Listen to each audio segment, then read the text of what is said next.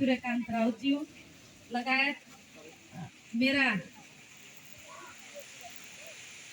दाजु समान टीका पटेल सरज्यू, त्यसै नै भक्त सरज्यू लगायत सम्पूर्ण शिक्षक वर्गज्यूहरू र यहाँ सम्पूर्ण अभिभावकज्यूहरू र यहाँ उपस्थित सम्पूर्ण विद्यार्थी भाइ बहिनीहरू सबैलाई म सर्वप्रथम नमस्कार भन्न सर्वप्रथम नमन गर्न चाहन्छु। नमस्कार।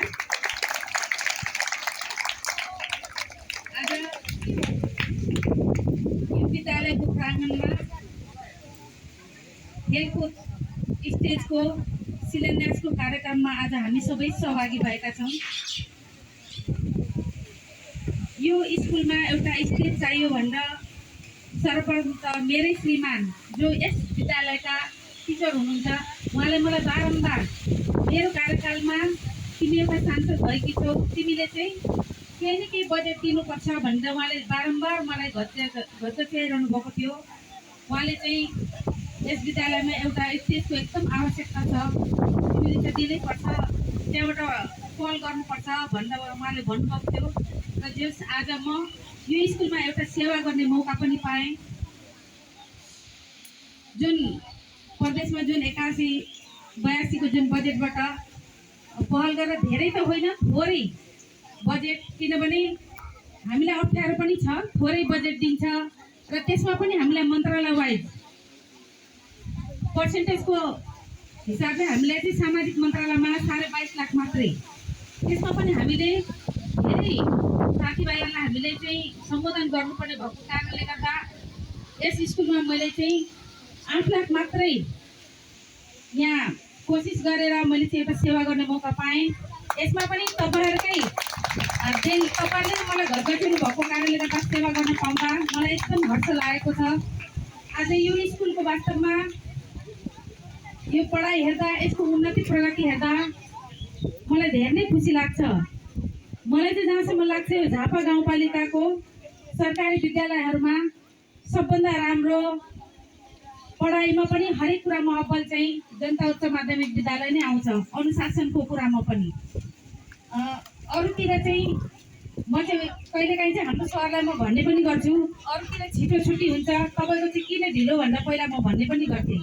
तर वास्तवमा यहाँ चाहिँ एउटा अनुशासनमा सबैलाई एउटा समेटेर, जुन अहिले व्यवस्थापन समितिमा हाम्रो मोहन मिश्र भाइ हुनुहुन्छ, उहाँले पनि यो विद्यालयमा एकदमै निगरानी गरिराख्नु भएको छ।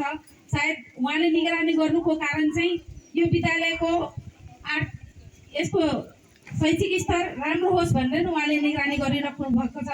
जुन यस विद्यालयमा अघि पनि भाइले स्पिच दिनुभयो, उहाँले चाहिँ एकदमै राम्रो, जुन एउटा इङ्ग्लिस मिडियम 5 क्लासबाट अहिले तपाईँहरू 9 सम्म तपाईँहरूले जुन एउटा पुर्याउनु भएको छ, त्यो चाहिँ एकदम राम्रो कुरा हो।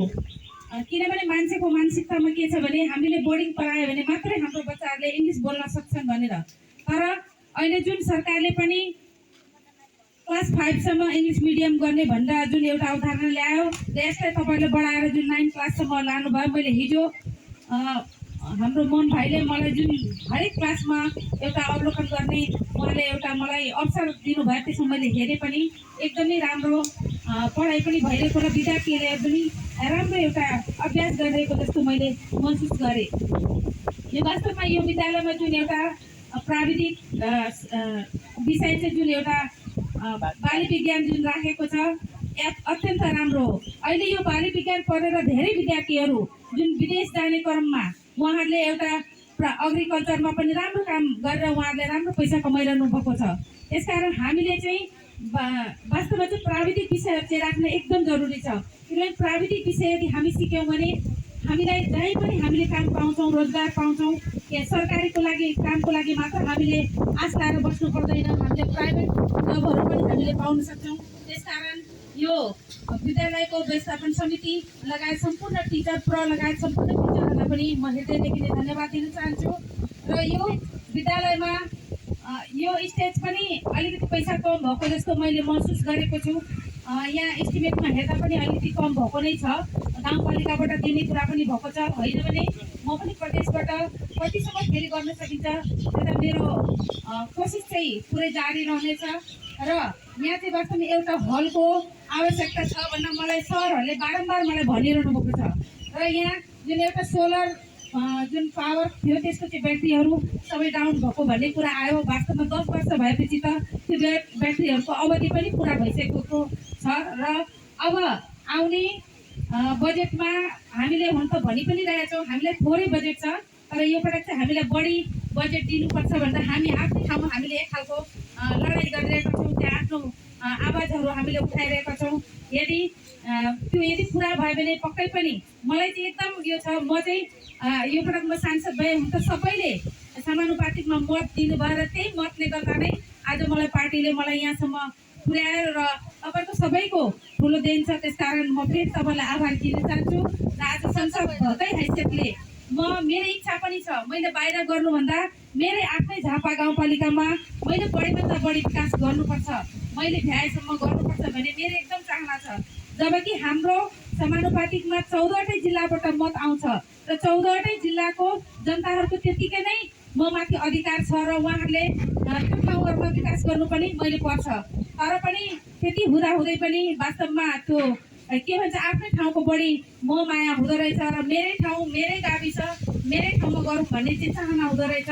त्यसै अनुरूप मैले चाहिँ बढीभन्दा बढी बजेटहरू चाहिँ आफ्नै ठाउँमा मैले लगानी गरिरहेको छु र अब आउने बजेटमा पनि जुन सरहरूले राख्नुहुन्छ एउटा भवन र जुन त्यो ब्याट्रीको लागि केही बजेटको कुरा गर्नुभएको छ त्यसतर्फ मेरो चाहिँ ठुलो पहल रहनेछ। म बाचाइ चाहिँ गर्दिनँ तर मेरो ठुलो पहल रहनेछ र तपाईँहरूले चाहिँ मैले अघि पनि भने तपाईँको लेटर प्याडमा लेखेर मलाई चाहिँ एउटा दिनु होला, किनभने जतिखेर पनि सबै कुरा स्मरणमा रहँदैन र मैले भ्याएसम्म यो स्कुलको मागहरूलाई पुरा गर्नेछु भन्दै यहाँहरूले फेरि मलाई यहाँ बोलाएर जुन एउटा शिलान्यास गर्ने एउटा अवसर जोडाइदिनु भएकोमा यहाँहरू सबैप्रति आभार व्यक्त गर्दै यहाँ जुन यो विद्यार्थीहरूको सबैको भविष्य उज्जवलको कामना गर्दै जुन अहिले एसई भएको छ त्यसमा आगामी दिनमा त यो पटक चाहिँ रिजल्ट पनि राम्रो छ। यसमा सबै शिक्षकहरूको ठुलो देन छ। शिक्षकहरूले तपाईँहरूलाई राम्रो विद्या दिइरहनु भएको छ। विद्यार्थी भाइ बहिनीहरूले पनि तपाईँहरूले त्यो ज्ञान चाहिँ लिनुहोस्।